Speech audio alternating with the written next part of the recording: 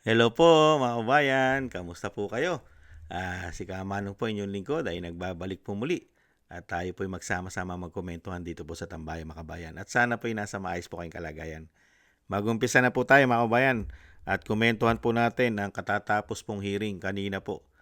Ito pong fishing expedition at talagang pilit po nilang gustong ma-impeach ang Vice President kahit po puro kasinungalingan ang mga pinaggagawa nila.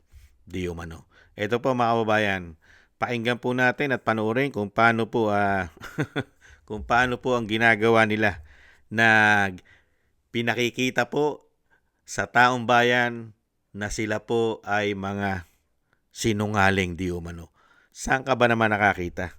Withdrawin mo yung cheque at gagamitin mo. Meron pa bang meron pa bang sasabihin nagmamadali? Pambihirang buhay yan.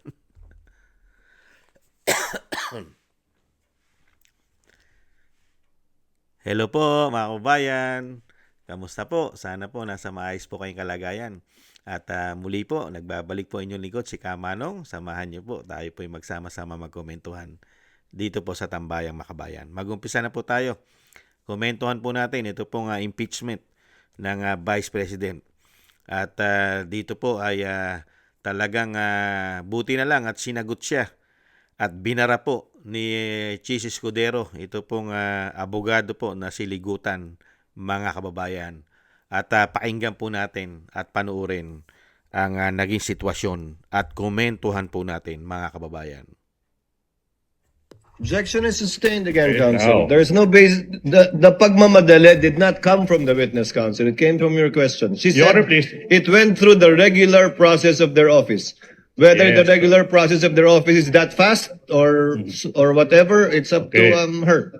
Yes, Your Honor, please. I'll now go to the next points. Voucher was signed, prepared, check was signed, prepared, released to you on the same day. So, hindi ba yun? Pag-fast track.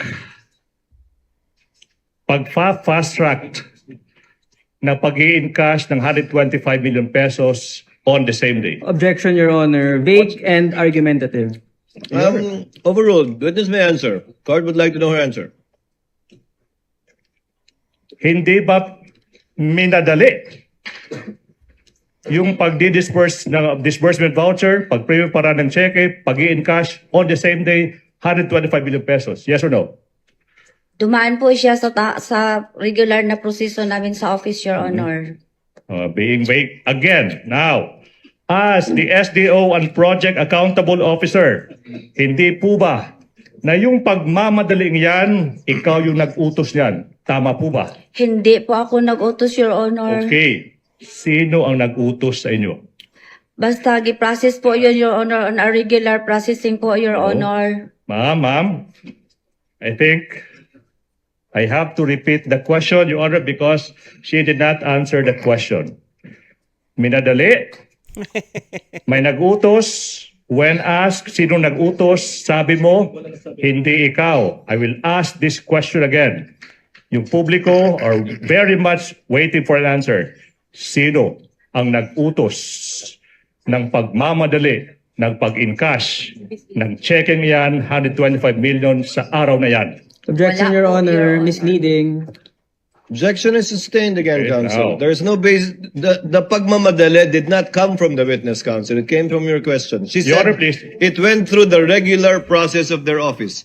Whether the regular process of their office is that fast or whatever, it's up to Okay. her.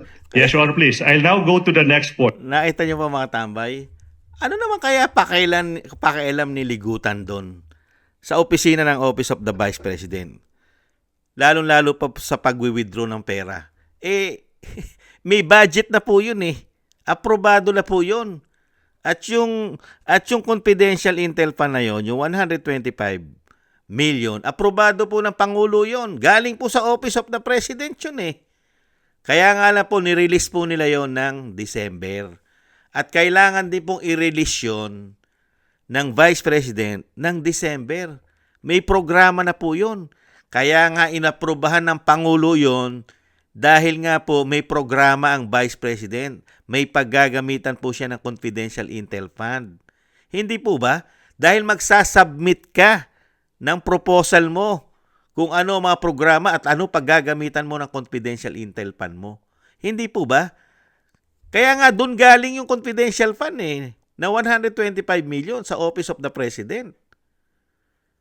At ang Vice President ay isang magaling na abogado at Vice President at naging magaling na mayor ng Davao City. Alam niya ang programa niya. Naka-ano na po yun, nakaprograma na yun. Program na lahat yun. Hindi po ba? At ano po ang masama na withdrawin ng Vice President? Yung cheque. Gagamitin niya yon. Di pa dapat, kung i-impeach yung Vice President, magpatotoo kayo, ilabas yung ebidensya nyo na mali ang ginawa ng Vice President at hindi tama ang ginawa ng Vice President doon sa confidential fund niya. Nagamit ba yung confidential fund? Di ba nagamit? Kung si Piatos nga, na napakarami at napakadalas at sobrang grabing paninira nyo na kay Piatos. Ano po lumabas kay Piatos? Meron pong naibigay kay Piatos, 70,000.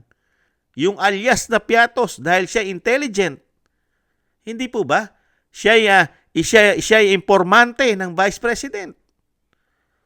Kaya siya ay nabigyan ng 70,000. Gigil na gigil kayo kay Piatos, pero 70,000. Pero kailanman ay hindi kayo nanggigil sa trilyon. Sa trilyon at daan-daang bilyon na flood control, scandal, corruption. At kailanman ay hindi kayo nanggigigil sa confidential intel fund ng Office of the President na hindi bababa sa 4.5 billion. Hindi kailanman kayo nanggigil. Baka isang damukan na alias ang makita nyo riyan sa Office of the President. Isang damukan na alias. At baka hindi lang 125 million ang wini-withdraw niyan ng Office of the President dahil napakalaki po ng intel niya at confidential fund. Hindi bababa sa 4.5 billion. Gaano kalaki kung mag-withdraw yan para i-encash ang 4.5 billion sa loob ng 12 buwan. Mga kababayan, nakita nyo po ang katarantaduhan at kawalangyaan para lang po ipilit nila na ang Vice President ay corrupt sa 125 million na maayos naman niya nagampanan ang kanyang programa, ang kanyang confidential intel fund para maproteksyonan lalong-lalo po ang mga kabataan na hindi na po makuha at ma-brainwash ng mga makakaliwa. Hindi po ba? Nakita nyo po. At syempre, ang Vice President ay napakahusay po na abogado niyan. Abogado po yan Kaya nga lang dito po kay Ligutan, pilit niya pong hinahanapan ng mali. Samantalang Office of the Vice President, pinapakailaman mo ang trabaho nila. Kaya nga sabi ni Chis Escudero di ba? Walang nakikitang problema sa ginawa ng Office of the Vice President. At karapatan ng Office of the Vice President kung anong oras, anong araw nila pwedeng gamitin yung confidential fund na galing sa Office of the President. Dahil release na yon. Ano problema kung i-encash yun? Matatapos ng taon. Magsasara bangko. Ibang klase kayo. Ibang klase kayo. Palibasa fishing expedition kayo. Wala kasi kayong ebidensya. Hindi po ba? Puro paninira. Puro lang paninira, mga kababayan, at pagwawaldas ng pera ng taong bayan. Napakalaki po nauubos ng pera ng taong bayan. Dito po sa fishing expedition at puro paninira na ginagawa nila sa Vice President. Nakakahiya. Nakakahiya. Mga kababayan, 25 million ang ginagastos diyan sa Senado. Pero ganyan lang. Mga wala kayong konsensya at wala kayong awa. Apakaraming pera ang inuubos. Samantalang ang taong bayan nilulubog sa tubig, sa baha. sa gutom, sa kahirapan, ang tinatrabaho nyo? Vice President, mga hindot kayo? Hindi po ba? Napakahirap ng bansa ngayon, sitwasyon, kahirapan. Baon pa sa utang.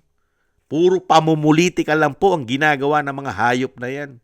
Di umano. Mga wala pong konsyensya at walang awa sa taong bayan. Ang mga tao na yan, palibhasa, majority ng House of Representatives ay sangkot sa malawakang korupsyon. Di umano. Hindi po ba? At mabibilang mo din dyan ang sangkot ng mga senador. Hindi po ba sa korupsyon? Hindi po mawawala dyan. Hindi ba mga tulpo? Lalo-lalo po yung mga nabahagian pa ng maleta dyan. Hindi kaya? Kaya dito po mga kababayan, dito po sa mga prosecution na ito, dito po kila ligutan sa grupo po ng mga buhaya di umano, ano po aasahan natin dyan? Yung nag-i-impeach sa Vice President at pilit hinahanapan ng mali ang opisina ng Vice President, malabo nyong maloko at hindi po tanga at gago ang mga Pilipino na katulad ninyo, di umano.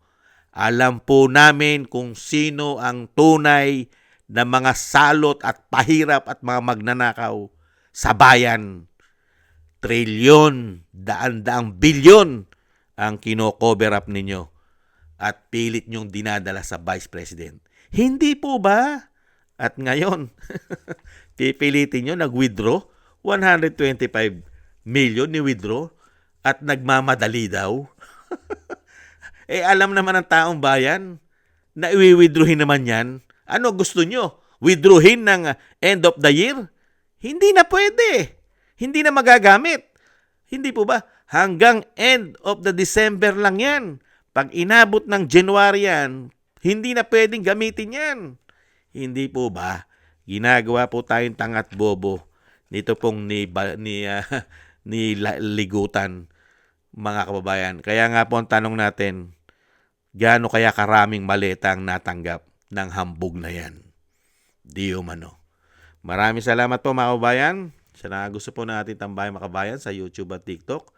At ganoon din po sa inyo mga nagko-comment, like, share, and subscribe. At patuloy po nagsusubscribe. Shoutout po sa inyo lahat. Thank you po. At thank you rin po sa mga nagbibigay po ng tulong at biyaya. Thank you po kay Eric Hershio from Canada. Baby Roman, Ate Isa from Cagayan Valley. Kay Tatay Nick from Toronto, Canada. Jesus Valdepena, Rolando Guerrero. Felipe Siapno from Texas, USA. Ma'am LB Shermani from North Miami, Florida, USA. Mika Ligaspi, Frank Zamora from California, USA. Romulo Di Vinagracia from Bacolod City. Thank you po sa inyo mga kabayan at shoutout po sa inyo lahat. At ingat-ingat po kayo sa inyo pumapagawa. At tis-tis lang po tayo mga kabayan at samahan po natin ng maraming dasal na tayo po'y maingatan. God bless po sa inyong lahat. Muli po, paalam, bye-bye.